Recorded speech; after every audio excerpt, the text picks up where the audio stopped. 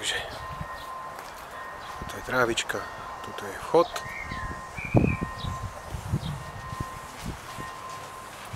S pekne vytvoreným parkovacím miestom. Keď je to pokosené, to krásne vidno.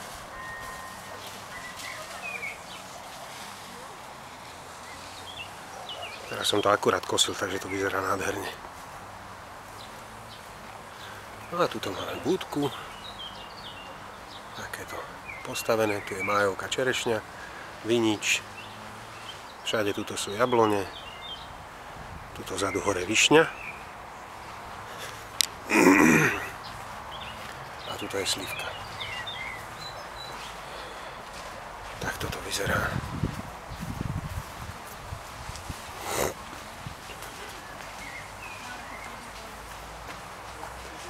Takto, tuto je vstup. Toto je takáto striežka proti dažďu aj proti slnku.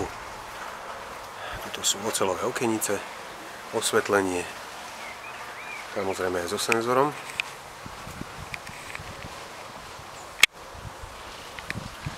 Tuto sú tiež okenice. No a tuto je domček záhradný. Je to unimobunka, forma antivandal sa to volá, oceľová s oceľovými okenicami. Takáto výbava, klíma, elektrické radiátory. Tuto je ďalšia miestnosť.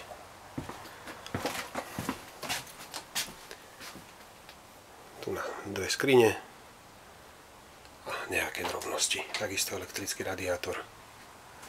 Samozrejme kompletná elektrika.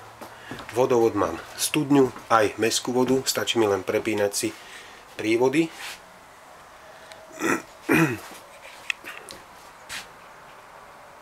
A je to krásne. Ladnička. Ubytovanie zhruba pre tých 4 ľudí bez problémov.